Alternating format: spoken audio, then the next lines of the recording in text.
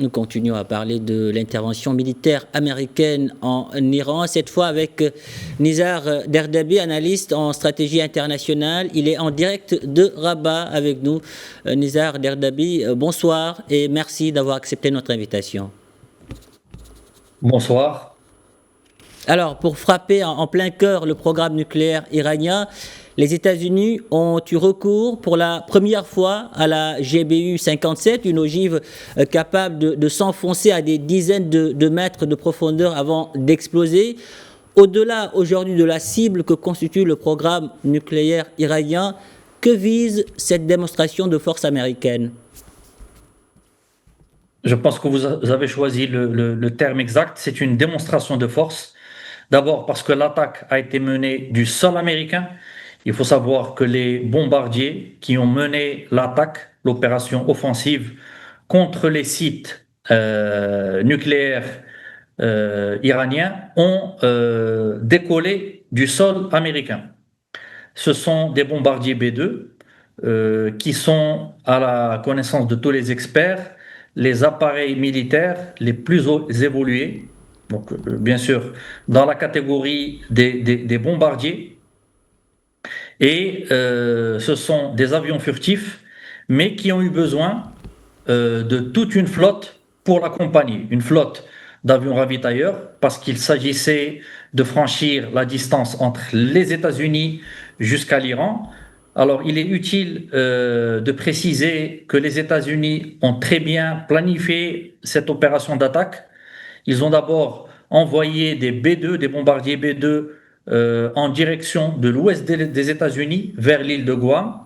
Mais l'attaque principale a été menée vers l'est des États-Unis en traversant l'océan Atlantique, comme je l'ai dit, accompagné d'une flotte de ravitailleurs, parce que l'autonomie de bombardier B-2 ne permet pas de traverser toute cette distance, et accompagné aussi surtout d'avions chasseurs F-35 et F-22 pour assurer la sécurité et assurer que le bombardier atteigne sa cible sans qu'il soit intercepté sur sa trajectoire.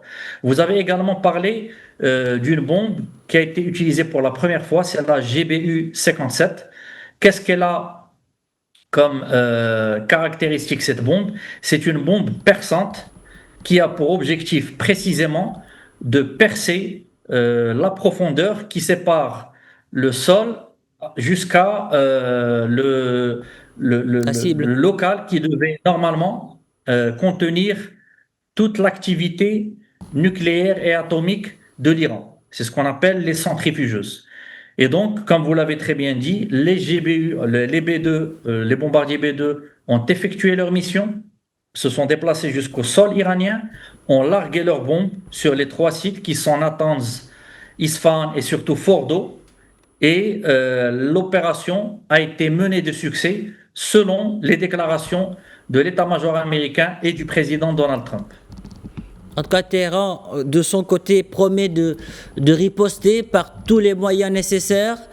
Qu'entendez-vous par tous les moyens nécessaires? L'Iran a-t-il aujourd'hui les moyens de sa riposte? Alors effectivement, tout le monde attend l'étendue de la riposte du régime iranien. L'Iran ne peut pas se permettre de ne pas riposter, ne serait-ce que par rapport à sa population. Je rappelle que le régime des mollahs repose sur la légitimité des gardiens de la révolution, qui est le bras armé, l'armée qui est au service du guide suprême, l'ayatollah Khamenei, et donc ils doivent, vis-à-vis de leur population, mener une riposte contre Israël. Ça a été commencé depuis le début de l'attaque d'Israël. Chaque jour, on voit des attaques de riposte iraniennes à base de tirs de missiles et de drones. Alors, la nouveauté maintenant, c'est que l'Iran a été agressé directement par les États-Unis. Et il est utile de préciser que c'est la première fois que les États-Unis mènent une attaque directe contre le sol iranien. Alors, quelle pourrait être l'étendue de la riposte iranienne? Alors, il y a 2 possibilités. La première, c'est le blocage du détroit d'Ormuz, qui, je rappelle, à travers ce détroit, c'est 20% des exportations de pétrole à travers le monde qui passent par ce détroit. Donc on imagine que si l'Iran, soit par ses forces navales, soit par la deuxième composante, c'est-à-dire de mettre des mines sous-marines au niveau de ce détroit pour bloquer ce détroit et interdire tous les passages des navires passant par ce détroit. Deuxième possibilité, c'est que on sait que l'Iran a été profondément affaibli, tout d'abord parce que ses proxys, qui sont le Hezbollah, la Syrie, c'est-à-dire le gouvernement de Bachar al-Assad, qui était un des alliés forts du régime iranien, ont été décapités ou bien ont perdu une grande partie de leur capacité. Donc pour l'instant, l'Iran, à part le fait de bloquer le détroit d'Ormuz, la seule possibilité est d'avoir recours à la guerre hybride, de mener soit des opérations contre des bases américaines dans la région, et je rappelle que dans cette région, il y a une multitude de bases américaines, que ce soit aux Émirats arabes unis, Bahreïn, Arabie saoudite, Jordanie.